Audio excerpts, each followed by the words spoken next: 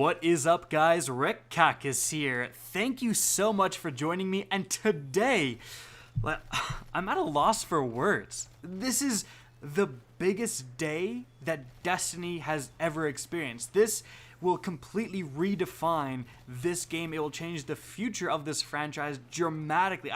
There is just was so much stuff that happened today within this reveal. It's absolutely crazy, and I just wanted to talk with you guys about just the impact of what today is going to have on this game and how big this really is and some of the key features I'm looking forward to. I'm sure I'm going to dive through all of the footage at a later date and try to find exotics and Easter eggs and stuff to really dissect about what's coming in future content. But today I just want to talk kind of broad spectrum. So what happened? Well, I'm sure you guys have been spammed with videos on the leaks about the next expansion. I was kind of a fool and focused all my attention on the raid. Crown of Sorrows actually ended up being the only team in the entire world to beat that raid during the first 24 hours on a console. If you guys want to join the completion club yourself, please check out my complete raid guide linked up above. I think it's a fantastic video. Go over a ton of tips as well, and not just the mechanics, so definitely check that out. But yeah, so today Bungie just went ham. This is important to remember that Bungie and Activision, they are split up. The last thing they're together for was this most recent season, was Penumbra DLC, Season of Opulence. Like, basically now, like the day that happened, Activision left the chat. Activision is gone. So Bungie just went ham. So the key things, firstly, cross-save on all platforms is coming to Destiny 2. So if you have a PlayStation 4 character like myself that has a ton of amazing stuff, you will be able to transfer all that content to PC, to Xbox, and to the new Google Stadia thing, where basically it lets you play Destiny 2. They partnered with Google for Google Stadia. It lets you play Destiny 2 anywhere you have Google Chrome, basically, which is absolutely insane. Like, that's so convenient, and cross-save will work there too. So you can just always access your character whenever you want, and just cross-save was asked for so long. It's been something I personally have really, really wanted. So many players out there have really, really wanted, and it's finally coming to the game. And the best part was that Bungie literally threw shade at Activision and or Sony. They said cross-save was basically ready to go for the launch of Destiny 2, and it didn't happen for capital R reasons. So you can clearly see the second they're gone from Activision, it's just they're bringing out the big PP plays. Honestly, it's there's yep, cross-save is actually here. There's nothing holding us back. Another thing, this is huge. Destiny 2 is going to be one of the biggest games in the world.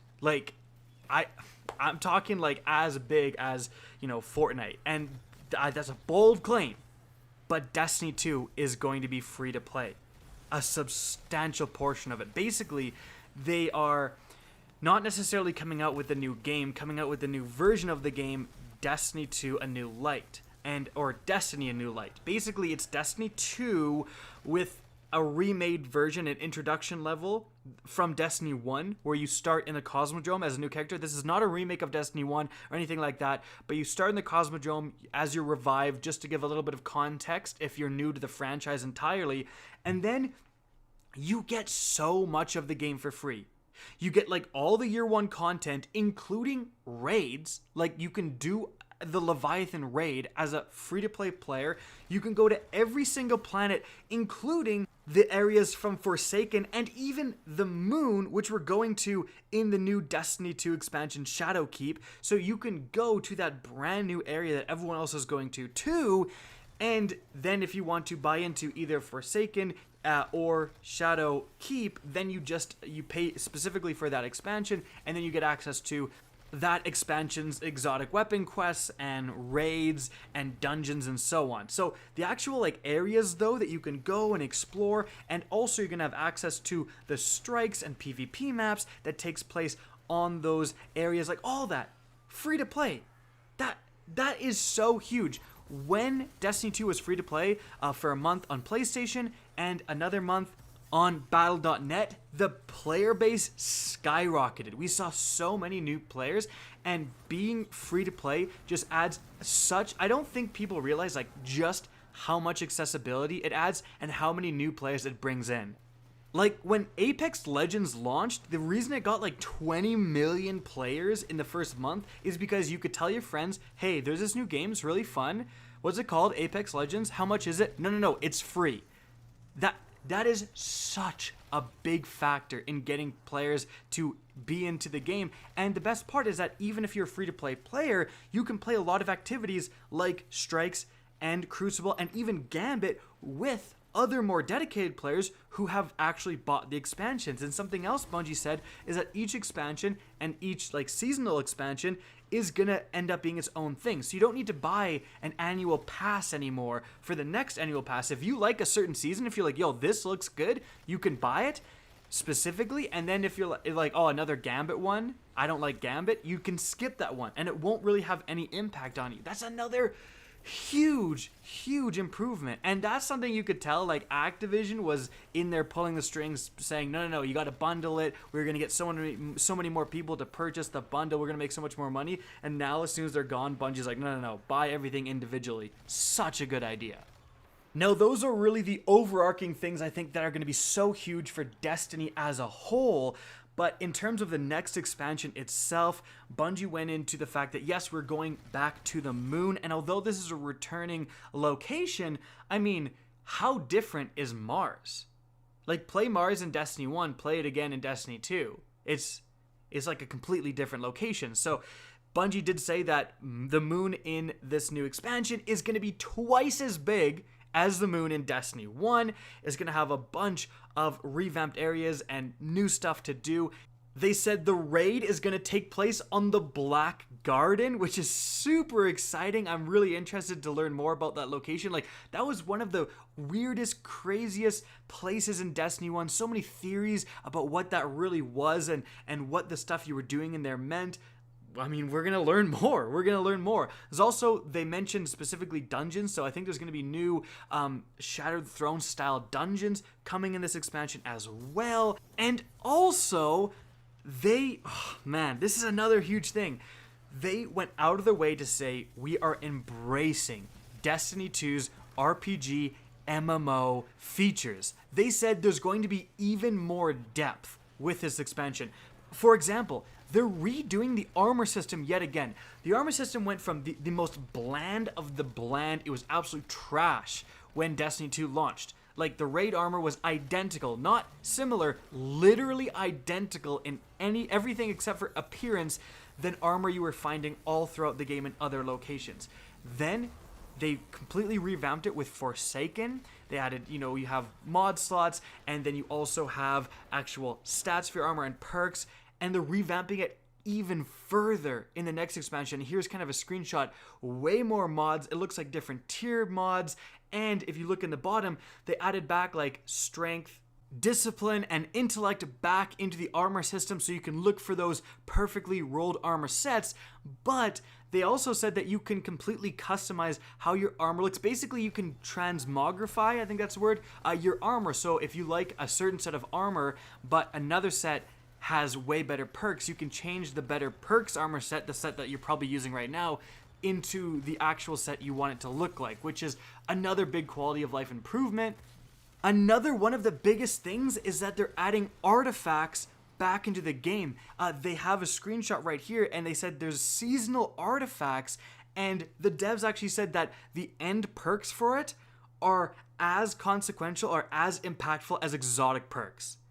And like, that's insane. Like, that's going to change how you play Destiny 2 so much, having access to these different things to help you craft a build. Like, right now, there isn't too many builds per se, because especially the subclass system is so generic and you just pick, one set of different perks. I really miss the days when you could pick individual perks.